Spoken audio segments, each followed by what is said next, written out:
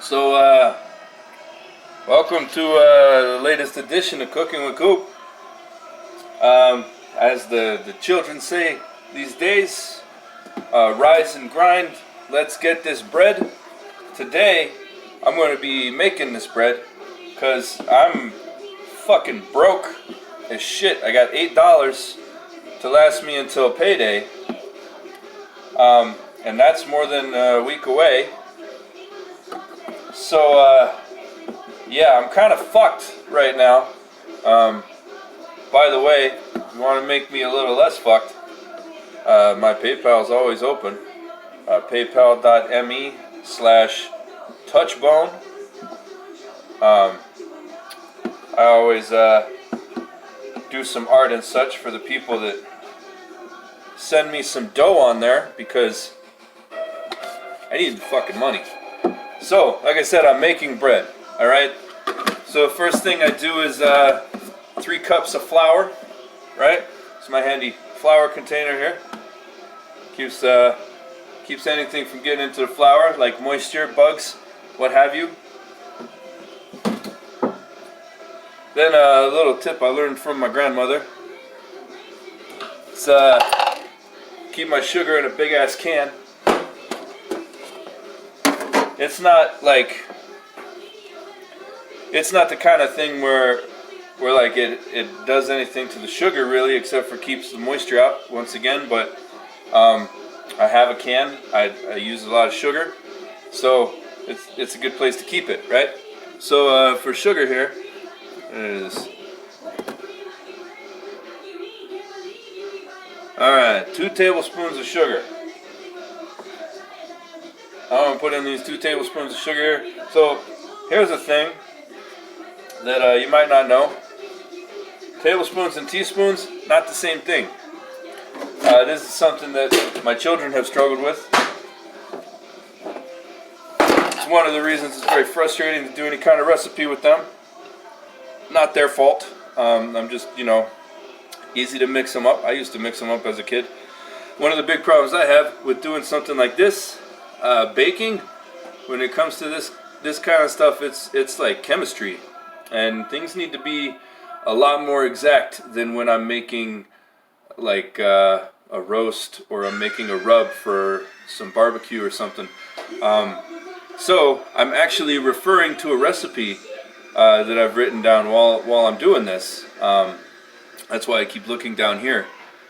So there's a few different ways to make bread. A lot of times you'll want to do like a starter with your bread. So you take the yeast and liquid and such, and you put all of that aside, and you get the yeast going before you mix it into the bread. This particular bread, I'm going to do the same thing. So that sugar actually went into a different bowl than the flour, right? I'm going to mix, after I get the dry ingredients all mixed up, I'm going to take the yeast and some warm water and that sugar. I'm going to let them sit for a couple minutes, then I'm going to mix it all in. And that way the yeast is like activated, right? It's already going, and then we'll let the bread sit for a while and we'll come back to it. So other dry ingredients here.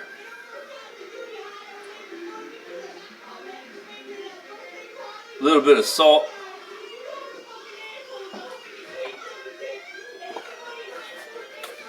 Now a little bit of salt, I usually that's something my dad taught me when I was younger.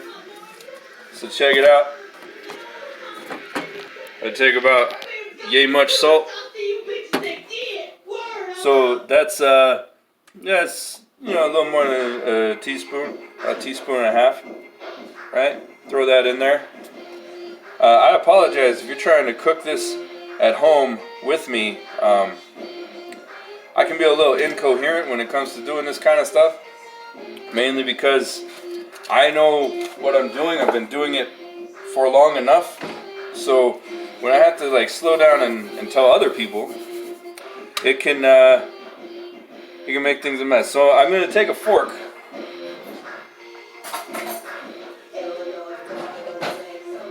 use forks for just about any kind of mixing I need to do in the kitchen.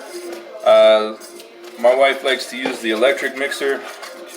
A lot of people like to use the like stand-up mixers, that kind of stuff. I don't have those things. I have an electric mixer, but it's kind of a pain in the ass to clean. And the thing is, like, if the fork does the job and it's just cleaning a fork, it seems like that's the better option for me, right? So I'm going to use the fork. Alright, so I've got all of my dry ingredients mixed up. They're ready to go, okay? So I'm going to hand these off here. I've got my bowl of sugar right here. I'm going to put in the yeast. Now when it says one packet of yeast, you can find, they have all kinds of different yeast. This is the yeast I use right here, this Red Star yeast. This is in no way sponsored by Red Star in any way. I've received no financial compensation for using them. This is just the yeast that I happen to have in my freezer. I always have some yeast. So, so this yeast, if it says you need a package, you can always look on the container here. It'll tell you how much a package of yeast is as far as like teaspoons, tablespoons. So like 2 1/4 teaspoon is 1 packet of yeast. So I'm gonna just add that in there. Now, water. The water you want to use is warm water. Okay? Warm water is going to be better for the yeast. Dissolve in 1 tablespoon of water. That's not a lot of warm water at all.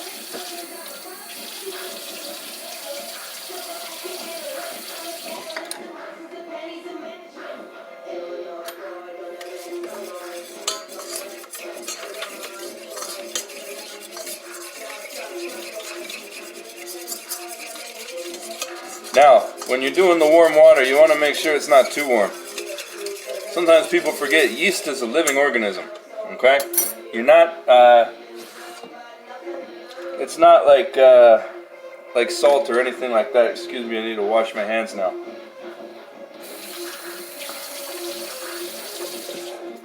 It's a living organism. And because it's a living organism, it is, you're able to kill it. You don't want it. So when you have the yeast, make sure it's not too hot, right? Now, we're letting this just dissolve, hang out for a minute. While we're doing that, we're going to start adding the wet ingredients. Then we're going to add this and a little bit of milk to cool the temperature down before we add it. Okay, so bring my dry ingredients back again. Now, our liquid ingredients, we're going to want 1 1/2 to 2/3 cup of hot water. The reason that's not an exact measurement when it comes to baking bread, there are so many things that can affect how much water you need, such as like the moisture in the air, the temperature in the air. Normally my house is cold as shit because I don't want to pay for heating because, as I've already explained, I'm a very broke man. But it's a little warmer today. I'm keeping it warm because I'm making this bread and because I've got some paint drying and stuff for Halloween things. So I needed a little warmer in the house. It's one of the reasons I'm making the bread today. Okay? So what we do when we have an imprecise measurement of water like that is we start on the lower end. And then we can add a little bit more as we need to, right?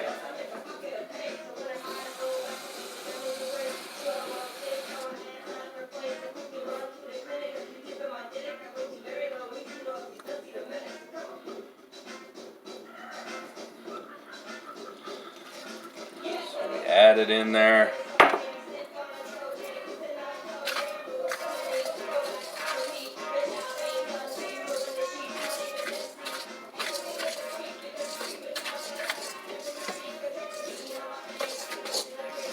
How are you guys doing? You come here often?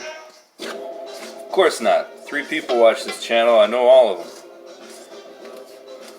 Alright, we've got that mixed in. Now, we're going to mix in the yeast and a little bit of milk. Alright? The milk adds some creaminess to the bread, right? Helps with the moisture content. Milk has fat solids and stuff in it. It's very good for that. I like to use 2% milk when I'm baking. I actually like to use whole milk. They started doing this weird thing at my local grocery store though. Whole milk is costing about 30 cents more per gallon, and we are a family of 6 with 4 kids.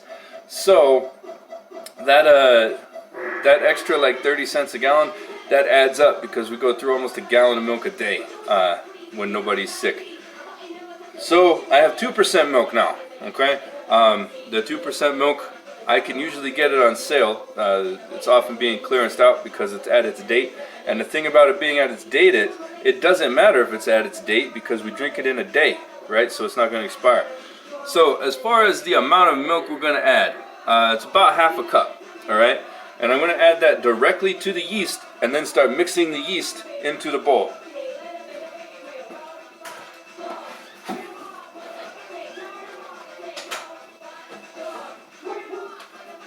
That noise you heard was me letting my dog out. He's a very good boy.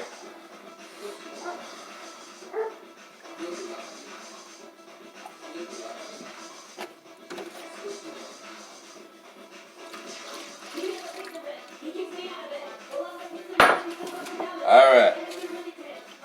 I just swirl this yeast mixture around a little bit. Add it in.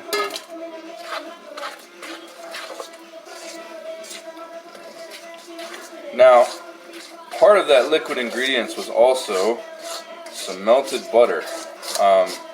You want a little bit of fat when you're making this bread. That also helps with the moisture. So, 2 types of solid fat I use. Some people will use vegetable oil. I don't use a lot of vegetable oil. I use 2 types of fat, either butter or bacon grease. Those are like my secrets when it comes to the kitchen. I put bacon grease almost any time I need a solid fat. I use it for things like pie crust, everything. It adds a little bit of salt, a little bit of smokiness, just a hint of it, just enough that it's got a unique flavor and people like it. Alright, so let's see here.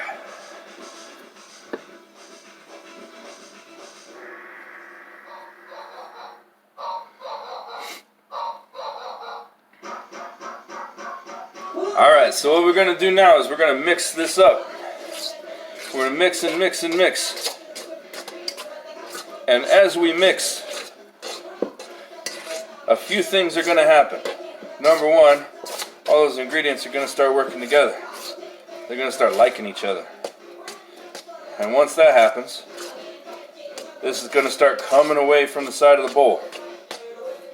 And then we've got the real work. I'm going to turn off the camera for this because it's going to be very boring. And I can't just talk through the whole thing. That would be boring for you guys too. But I'm going to oil my hands. I'm going to oil my work surface.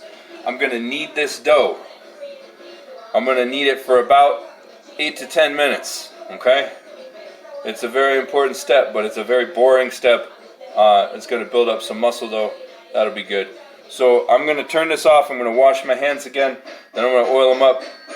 Oil up my work surface. Knead the bread. That dough is then going to go into an oiled bowl with a towel over the top, placed in a warm part of the kitchen here and left to rise. It's going to need to rise for like an hour to 2 hours. It's warm in here, so probably closer to an hour, but if it's a cooler spot, as many as 2. It's going to have to rise. You want it to like double in its size. So I will be back with you after the rising. Alright, so it's been about an hour and a half and the dough has risen up about twice what it was. So here's the next step. 2 things we're going to do. First thing, I'm going to set my phone down. And I just broke my phone case, so if it falls in the dough, oh no. That happened literally just now. The little prop on the back of the phone case just snapped as I was setting it down. I heard it bounce into the sink. It's down in the garbage disposal now, never to be seen again.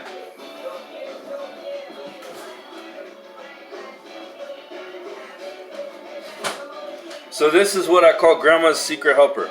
All right, it's bacon grease. Anytime I cook bacon, I put it in this can. Like I've told you many times, there are 6 of us here in the house. So when we have bacon, we have a lot of it, okay? So we have a lot of the grease. I save the grease in the coffee can. I put the coffee can in the fridge, and then I use it for cooking anytime I need a solid fat or I need to grease a pan, which is right now.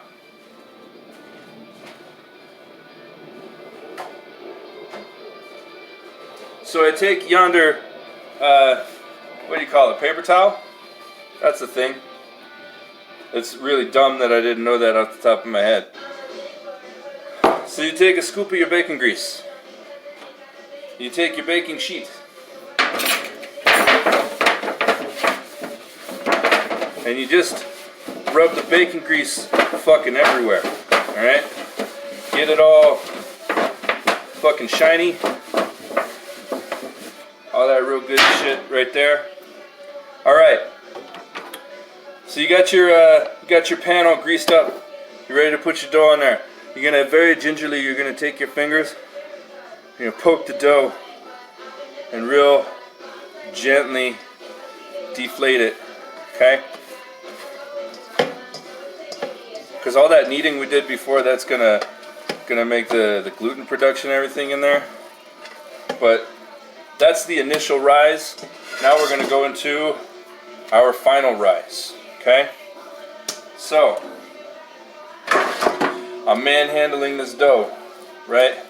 Like it owes me some money. I don't want to overwork it, but I want to ever so gently form it into a loaf that's, you know, relatively even all around. And I'm going to tuck my excess down underneath it.